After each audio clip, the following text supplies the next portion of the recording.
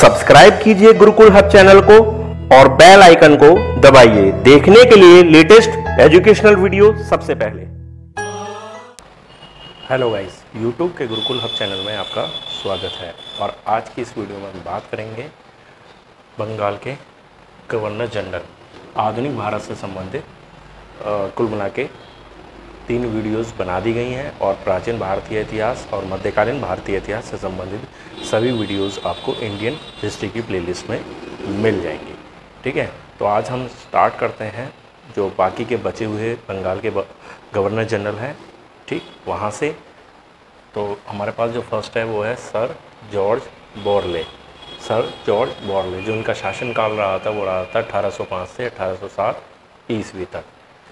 वेल्लोर में सिपाही विद्रोह 1806 में जो सिपाही विद्रोह हुआ था वेल्लोर में, वो इन्हीं के शासनकाल में हुआ था। तो क्वेश्चन ये बन सकता है कि वेल्लोर में सिपाही विद्रोह किस गवर्नर जनरल के शासनकाल में हुआ, तो वो हुआ था सर जॉर्ज बोरले। ये भी पूछा जा सकता है सिपाही विद्रोह कौन सी सन में हुआ, तो हुआ था 1806। सिपाही विद्रोह किस जगह पर हुआ था, किस स्थान पर हुआ, तो वो हो जाता है वेल्लोर। तो यहाँ इसी एक ही लाइन से हम 4-5 तरीके से क्वेश्चन को तैयार कर सकते हैं।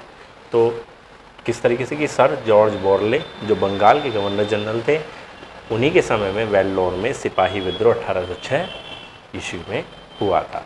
ठीक है, तो सर जॉर्ज बोरले से संबंधित केवल एक ही महत्वपूर्ण पॉइंट है। आगे चलते हैं, उनके बाद हुए लॉर्ड मिंटो प्रथम।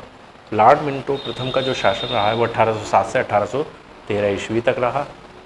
चार्ल्स मैटकाफ को मिंटो ने महाराजा रणजीत सिंह के दरबार में भेजा था, जहां 1809 ईस्वी में अमृतसर की संधि हुई। तो चार्ल्स मैटकाफ को भेजा था किसने? मिंटो ने, लॉर्ड मिंटो प्रथम ने। किसके राज दरबार में? महाराजा रणजीत सिंह के राज दरबार में।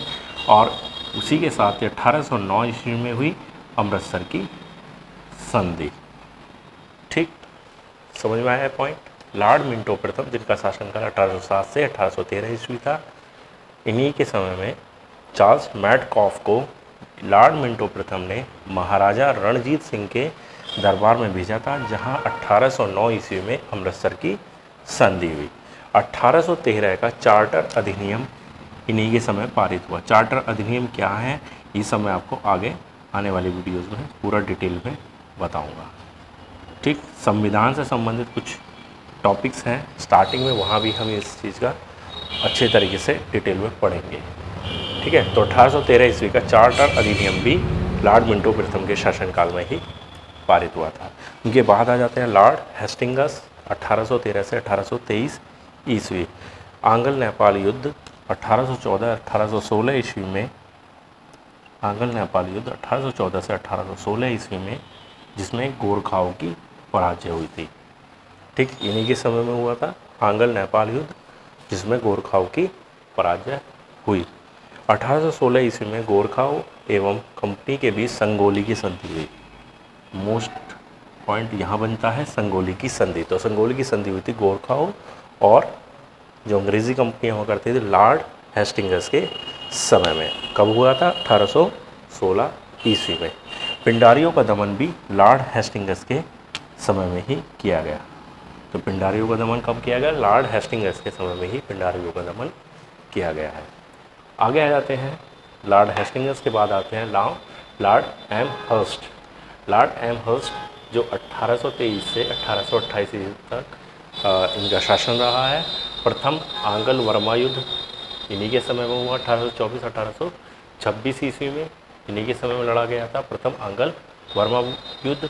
और 1826 ईस्वी में बर्मा और अंग्रेज़ों के बीच यांडबू की संधि भी इन्हीं के समय हुई। 1826 ईस्वी में बर्मा व अंग्रेज़ों के बीच यांडबू की संधि भी इन्हीं के समय हुई। किसके समय में? लॉर्ड एमहर्स्ट के समय। फिर आ जाते हैं 1824 ईस्वी का बैरकपुर का सैन्य विद्रोह भी लॉर्ड एमहर्स्ट के शासनकाल में ही हुआ था। लॉर्ड एमहर्स्ट के समय में हुआ 1824 ईस्वी का बैरकपुर का सैन्य विद्रोह। तो गाइस, आज हमने पढ़े sir George Borle, Lord Minto प्रथम, लॉर्ड हेस्टिंगस, ठीक, लॉर्ड एमहर्स्ट। तो यहाँ पर 4 बंगाल के गवर्नर जनरल पढ़े और यहीं से समाप्ति हो जाती है बंगाल के गवर्नर जनरल की, क्योंकि अब वो भारत का गवर्नर जनरल वायसराय के रूप में पढ़ा जाएगा। ठीक है, तो आने वाली वीडियो में भारत के वायसराय के बारे में हम पढ़ेंगे।